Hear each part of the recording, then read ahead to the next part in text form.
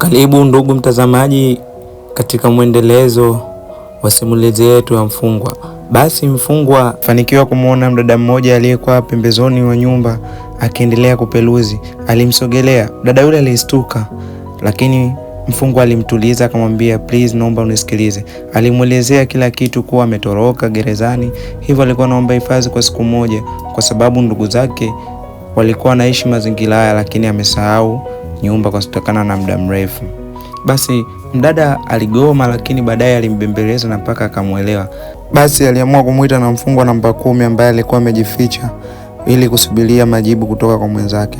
Yule mdada aliwachukua moja kwa moja na kuwapeleka hadi nyumbani, huko akiwa ni mwenye uoga kwa sababu alijua ni kesi, lakini alivaa ujasiri kutokana na roho yake ya huruma. Aliwafikisha paka moja kwa moja nyumbani na kuwakaribisha waingie hadi ndani. Basi alifika hadi ndani. Sio rahisi mtu kutukubali kutupokea tu hivi. Yani tumetoroka huko. Hapa tukumbuki vizuri mazingira kwa sababu tulihamishwa kituo tulichokuwa tumefungwa. Kwa hiyo mimi na ndugu yangu hapa tumeona miaka ni mingi ya kuishi kule, sisi tumeamua tutoroke. Tuna karibuni siku 3 tuko njiani. Leo ndo afadhali tumeona manyumba. Kwa tunakushukuru sana dada. Mnaweza mkaniambia mlifanya nini mpaka mkafungwa? Walianza kumpa simulizi sababu ya wao kufungwa. Kila mmoja alikuwa na shida yake. Mfungwa namba 7 kosa lake lilikuwa ni kusingiziwa kuwa amembaka mwanafunzi ambaye alikuwa anamfundisha kwa sababu yeye alikuwa ni mwalimu wa field. Basi mfungwa namba 10 pia aliendelea kuelezea kuwa kosa lake lilikuwa ni siku moja usiku alikuwa anazurura. Hafla ilitokea mauaji na ikaonekana yeye ndo kakosea. Basi kutokana na wanasheria wabovu, hafla mlango ulifunguliwa. Aliingia rafiki yake Rebeka. Aliuliza, wewe Rebeka, mbona kama wafungwa umewatoa wapi? Alibaki akimshangaa Rebeka kwa sababu amekaribisha watu wasiojua ndani. Baadaye aliamua kumuita Rebeka, hebu njoo mara moja nje. Rebeka alitoka nje. Watu wanatafutwa. Kwanza umewatoa wapi? Mkutana kula mama yanasema naingiza ndani. Kabisa watu yani ndio hapo nakutana nao na waingiza ndani. Uko serious kweli? Angalia watu wanatafuta taarifa ishatapakaa huko. Anayekwenda mtaani, muda mfupi. Wanakaa kwa muda mfupi, unawajua. Wakikuibia au wakikubaka umo ndani, unawasaidia tu. Unawasaidia? Hapana kwa kweli. Kama natafona na picha. Ona. Nitakao kupata mimi simu kwa hiyo.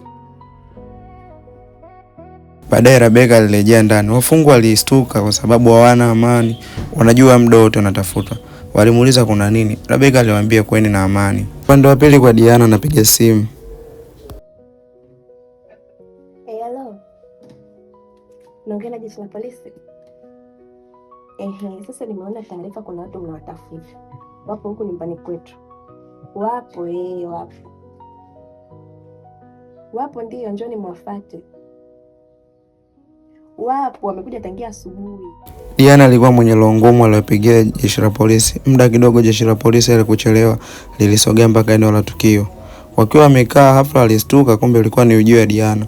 Diana alifika katikati bila hata kuwasalimia. Punde sio punde ving'ola vya polisi vilisikika na polisi aliingia moja kwa moja na kutoa wafungwa wale wawili. Diana kawachoma wenzake. Wafungwa alikuwa akitetemeka. Mbio za sakafuni zimeishia ukingoni. Kwa hili serikali na mkono mrefu haikimbiwi.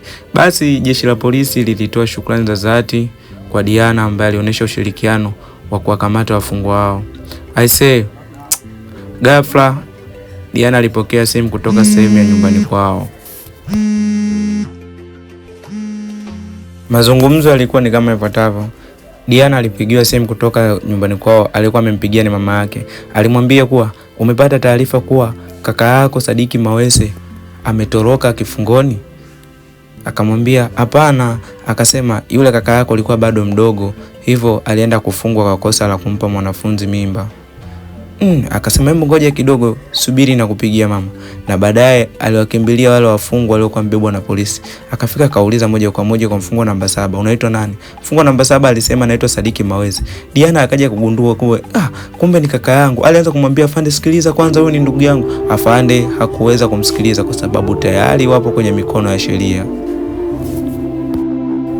Usishindwe kumtendea wema mtu kisa umfahamu, na kukaribisha kutazama full video ipo YouTube. Linki ipo kwenye bio.